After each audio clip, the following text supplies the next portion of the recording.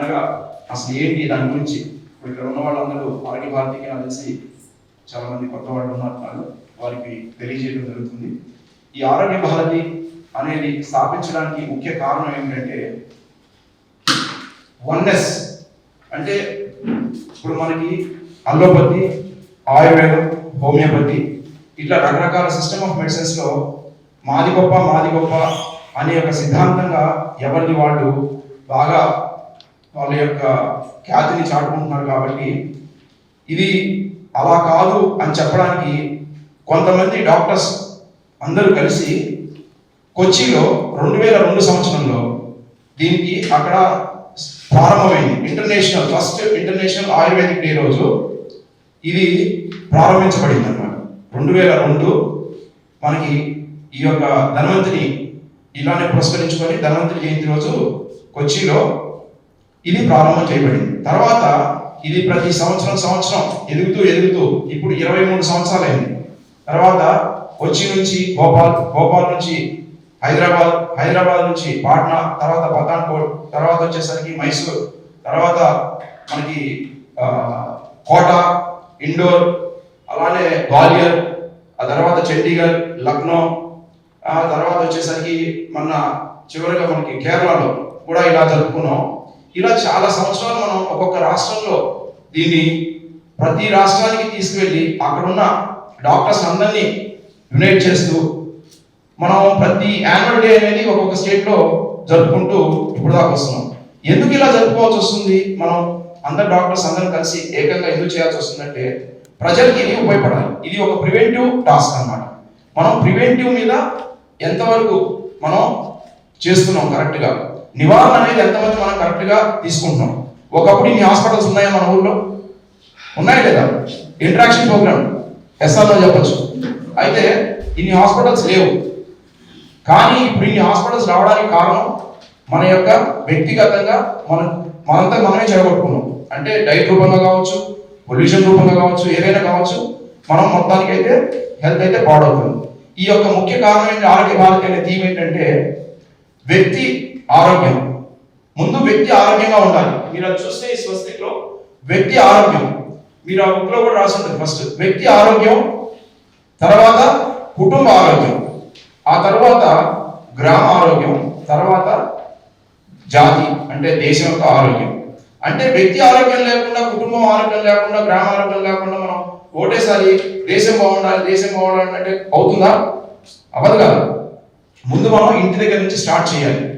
మన ఇంట్లో వ్యక్తిగా మనం ఎలా నిర్మాణం అవుతున్నాం, పొద్దున్న లేచిన కాడి నుంచి దినచర్య ఎలా ఫాలో అవుతున్నాం, పొద్దున్న లేచిన కాడి నుంచి 5ంటికి లేచేవాళ్ళు ఎంతమంది, 6ంటికి లేచేవాళ్ళు ఎంతమందికి, దానికి మనం కరెక్ట్గా వ్యాయామం చేసేవాళ్ళు ఎంతమంది ఉన్నాం, ఆ వ్యాయామం తరువాత టిఫిన్ కరెక్ట్గా చేస్తున్నామా, ఏం టిఫిన్ చేస్తున్నాము, ఏం తింటున్నాము, భోజనంలో ఏం తింటున్నాము, భోజనం తదుపరి రోజు మనం పడుకుంటున్నామా, పడుకోకుండా మనం ఏమన్నా కాసేపు రిలాక్స్ అయిన తర్వాత మళ్ళీ వర్క్లోకి వెళ్తున్నామా, ఇవన్నీ మనం పొద్దు నుంచి సాయంత్రం వరకు మనం కాలకృత్యాలు కరెక్ట్గా తీసుకుంటున్నామా లేదా, మన బాడీకి సరైన పోషక విలువలు మనం తింటున్నామా లేదా, ఈ పోషక విలువలు తీసుకుని మనకి బాడీకి అందుతున్నాయి లేదా, ఇవన్నీ ఎంతమంది మనం కరెక్ట్గా మనం చూసుకుంటున్నాం.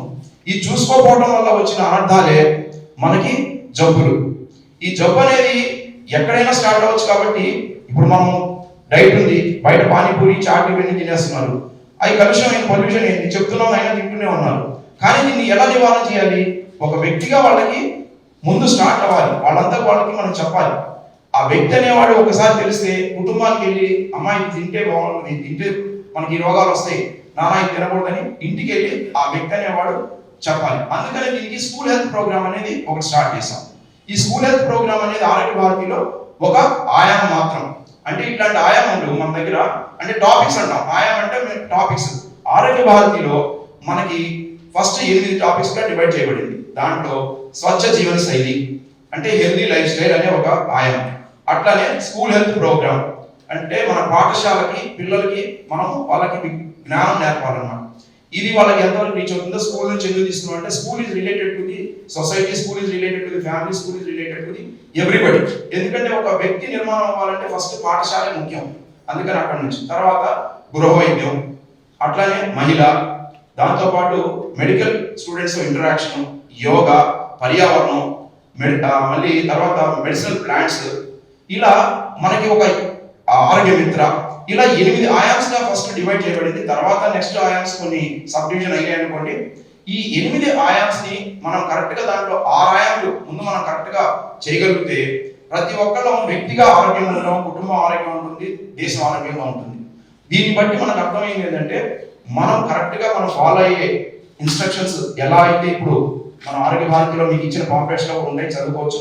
సమయం తక్కువ ఉంది కాబట్టి 5 నిమిషాల్లో నేను పూర్తి చేయాలి కాబట్టి మీకు జస్ట్ గా ఆరోగ్య భారతి ఏంటి, అసలు ఎలా మొదలైంది, ఎందుకు మొదలైంది అని చెప్పడానికి ఇది మీకు చెప్తున్నాను.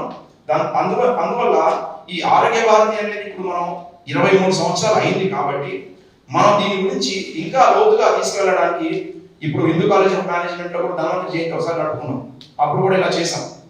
దీనివల్ల ఏంటంటే మీ ఇంట్లోకి వెళ్ళి మీరందరూ కరెక్ట్ గా ఎంతవరకు రీచ్ అయింది అనేది మీరు చూసుకోవాలి.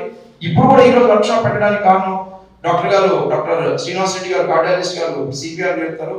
అట్లానే మన జనరల్ మెడిసిన్ ఫస్ట్ శంకరెడ్డి గారు ఫస్ట్ ఎయిడ్ నేర్పుతారు. అట్లానే మన సీతారాం కిషోర్ గారు వచ్చేసి గృహ వైద్యం చెప్పడానికి వచ్చారు. కాబట్టి వాళ్ళన్నీ మనం కరెక్ట్ గా ఆచరించి ఎంతవరకు మనకు ఉపయోగపడుతుంది అనే దానికి మీరు ఇంటికి వెళ్ళి మళ్ళీ దానికి ఆ వర్క్ షాప్ ని మనం కరెక్ట్ గా ఎన్లైటన్ చేసుకొని మన ఇంట్లో వాళ్ళు కూడా మనకు ఉపయోగపడేట్టు ఇది చేసుకుంటే బాగుంటుందని ఆలోచన. మీరు కూడా తర్వాత దీనికి మనతో పాటు మళ్ళీ ఆరోగ్య మిత్ర కార్యక్రమాలు పెట్టేటప్పుడు మీరు కూడా జాయిన్ అయ్యి దీన్ని పెద్ద ఎత్తున మనం అందరికీ తెలిసేటట్టు, ప్రాంతానికి కానీ, ఊరు కానీ, పల్లెటూరులో కానీ, ఎవరికైనా కానీ అందరికీ తెలిసేటట్టు మీరు కూడా ఒక చిన్న వర్క్ షాప్ లాగా అక్కడ మీ ఊళ్ళో కూడా పెట్టుకోవచ్చు. అర్థమైందమ్మా? ఓకేనా? ఓకే. జై హింద్.